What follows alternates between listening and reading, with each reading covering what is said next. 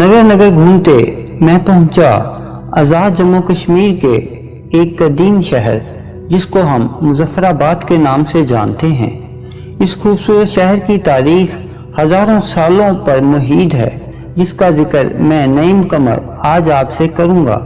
मुजफ्फराबाद आज़ाद जम्मू कश्मीर का सबसे बड़ा शहर और दारुल खिलाफा है, जो दो कदीम दरिया यानी दरियाए जेहलम और दरियाए नीलम के किनारे आबाद है। इस शहर के महल्ले वकू की तरफ नजर डालें तो इसके एक जानिब खैबर पख्तूनख्वा और दूसरी जानिब भारतीय मकबूजा कश्मीर के इलाके उकवाड़ा और बारामूला वाक़या है। इस शहर की तारीख के बारे बात करें तो तारीख की किताबों से पता चलता है कि 7वीं सदी में एक चीनी स्याह और माहिर इशारे कदीमा ने अपने सफरनामे में शहर का कदीम नाम अताबांडा तहरीर किया है।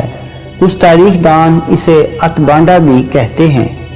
दीवाना नगरी के खानदानों ने, जिसे हम शाही खानदान भी कहते हैं, भारत से लेकर काबल और अफगानिस्तान के सूबे कंधार तक 3वीं सदी में काहशान खानदान के ज़वाल से लेकर 9वीं सदी के अवाइल तक हुकूमत की थी। अतबांडा उसी शाही हुकूमत का दारुल हुकूमत हुआ करता था।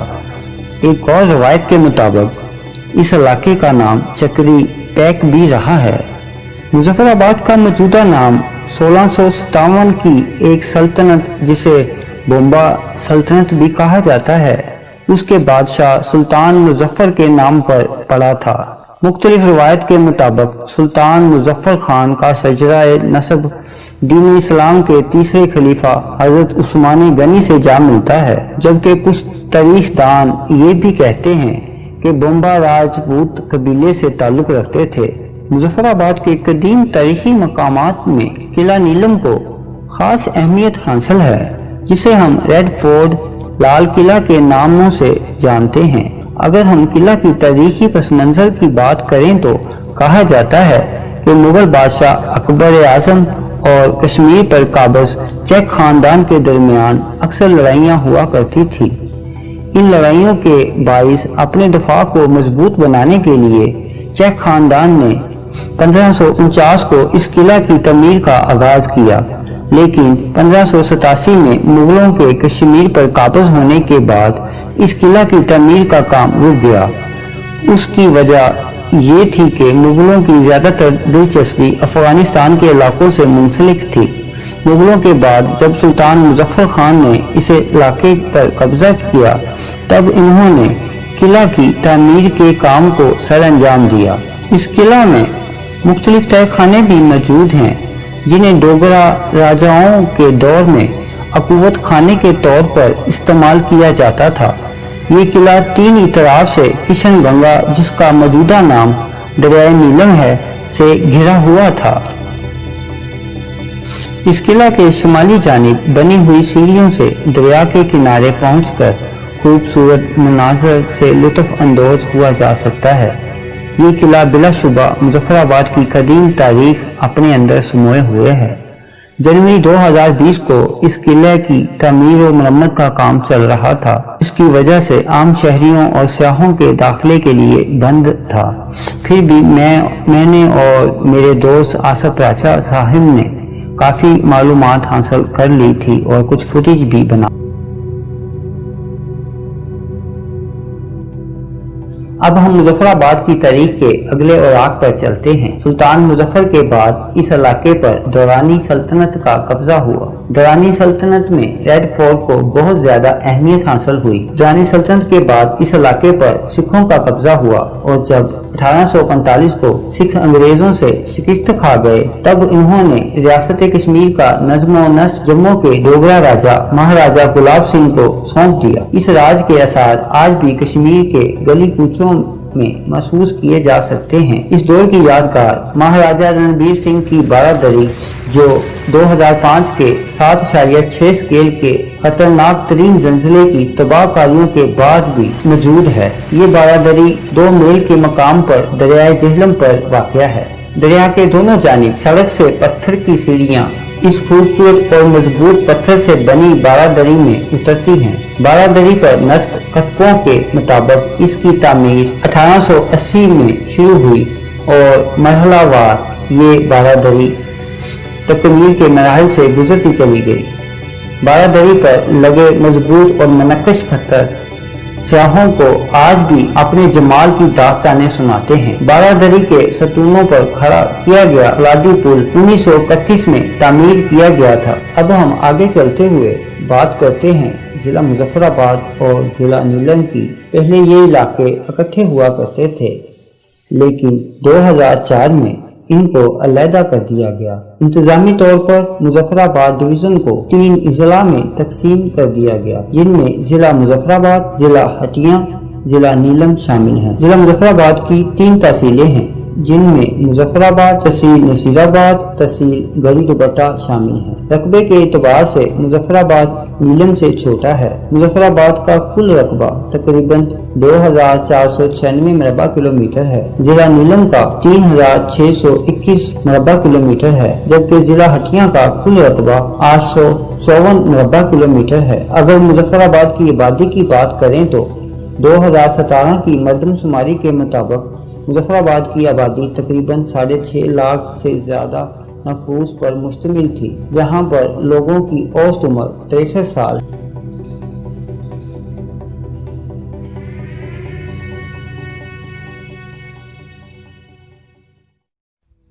यहाँ के लोग मेहमान नवाज और मोहब्बत करने वाले हैं। मुजफ्फराबाद पाकिस्तान के दूसरे शहरों से कोहाला ब्रिज मरी इस्लामाबाद हाईवे से जुड़ा हुआ है और दूसरी तरफ से घड़ी हबीबुल्ला ब्रिज एबटाबाद इस्लामाबाद हाईवे से जुड़ा हुआ है। मुजफ्फराबाद रियासत आज़ाद जम्मू कश्मीर का दारुल हुकूमत होने की वजह से न सिर्फ सरकारी और सकाफती सरगर्मियों का मरकज है, बल्कि बेशुमार सयाहों के लिए बेस कैंप की हैसियत भी रखता है। ये ही वजह है ये न सिर्फ पाकिस्तान बल्कि दुनिया भर के सयाहों की तवज्जो का मरकज भी है। यहाँ से मशहूर जमाना वादी नीलम, वादी लीपा, वादी जेहलम और पीर चनासी के रास्ते निकलते हैं। अगर हम मुजफ्फराबाद के मौसम की बात करें तो ज्यादातर सारा साल मौसम खुशगवार रहता है। गर्मियों में बहुत कम गर्मी पड़ती है, जबकि सर्दियों में शदीद सर्दी पड़ती है। ज्यादातर सर्दी के मौसम को 3 स्पेल में तकसीम किया जा सकता है, 15 नवंबर से 15 दिसंबर और 15 दिसंबर से 15 जनवरी। इसी तरह आखिरी स्पेल 15 जनवरी से 15 फरवरी तक सर्दी की शिद्दत ज्यादा होती है। 15 फरवरी के बाद बहार का मौसम का आगाज शुरू हो जाता है, जो यहाँ का सबसे बेहतरीन मौसम होता है। पाकिस्तान और दुनिया भर से सयाह इसी बहार के मौसम में मुजफ्फराबाद बहुत बड़ी तादाद में आते हैं।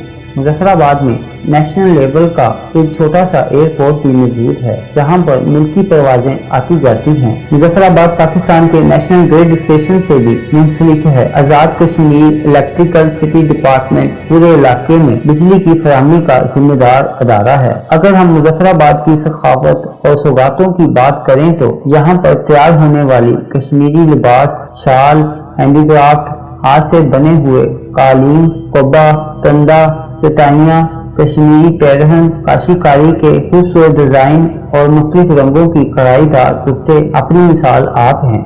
मुजफ्फराबाद आज़ाद जम्मू कश्मीर का तिजारती मरकज भी कहलाता है। मुजफ्फराबाद की सबसे बड़ी मार्केट मदीना मार्केट है। इसके अलावा मेन मार्केट में भी ज़रूरियात ज़िंदगी की हर चीज मैसर है। यहाँ के लोगों के मुख्तलिफ ज़राए माश हैं, जिनमें काश्तकारी, पोल्ट्री फार्म, फर्नीचर का काम, होटलिंग, रेस्ट हाउसेज, सरकारी और प्राइवेट मुलाजमतें शामिल हैं।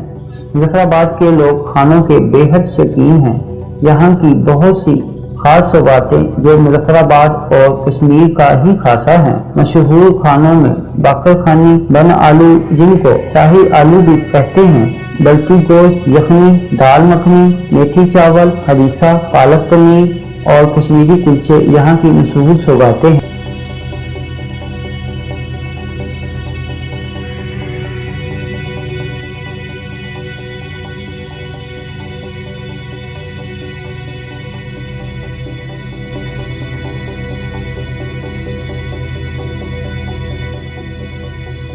مشروبات میں کشمیری چائے، سبز چائے یہاں کی مشہور اور مقبول ترین مشروبات ہیں۔ ناشتے میں باقر خانیوں کے ساتھ کشمیری چائے کا اپنا ہی مزہ ہے۔ یہاں کی خواتین گھروں میں دیسی گھی، کیچپ اور اچار بھی تیار کرتی ہیں جو ذائقے میں اپنی مثال آپ ہے۔ سویٹ ڈشز میں فرنی، کھیر، پنجیری اور سوئیاں بہت شوق سے کھائی جاتی ہیں۔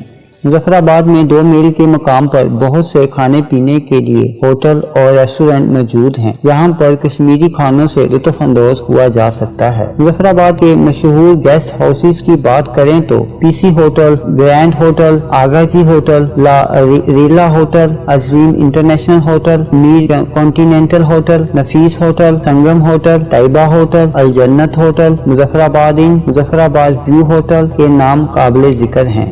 اگر ہم مظفر آباد کی صحت کے حوالے سے بات کریں تو بہت سے سرکاری و نجی ہسپتال مریضوں کی صحت یابی کے لیے کام کر رہے ہیں۔ ان میں سی ایم ایچ مظفر آباد، ایمز ہسپتال مظفر آباد، منہاج ہسپتال، رضا ہسپتال، جنرل ہسپتال مظفر آباد اور جناح ڈینٹل ہسپتال شامل ہیں۔ مظفر آباد کے مشہور علاقوں میں 2 میل جس کو ستارہ ویو کے مقام سے دیکھا جا سکتا ہے، لوئر گوجرا، مڈل گوجرا، اپر گوجرا، نالوچی، لوہار گلی، تامی، میانی بنڈی، التا، مکڑی، تارک آباد، تالا باغ، لنگر پورا، ڈیلا نور شاہ، پیانی محلہ، Neelum road, C M H road, airport road, Rashidabad, Eidgah road, برج چوک، سی ایم ایچ چوک، چیلا برج اور قائد اعظم برج وغیرہ شامل ہیں۔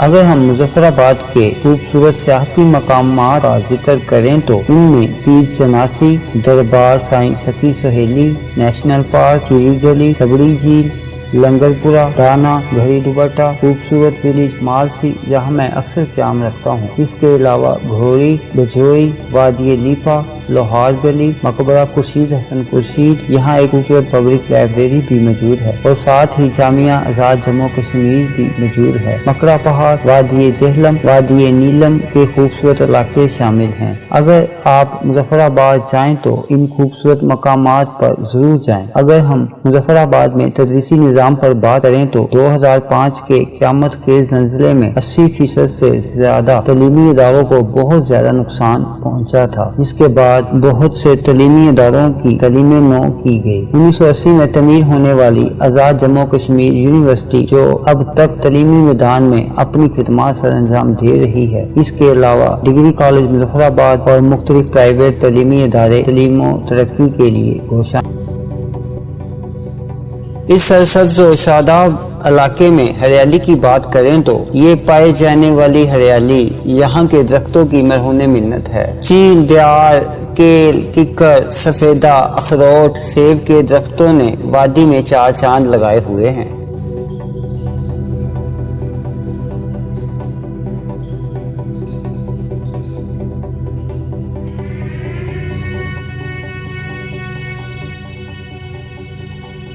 یہاں کھیلے جانے والے کھیلوں میں کرکٹ، فٹ بال، والی بال وغیرہ شامل ہیں اور ایک 8000 افراد کی صلاحیت والا کرکٹ اسٹیڈیم بھی موجود ہے۔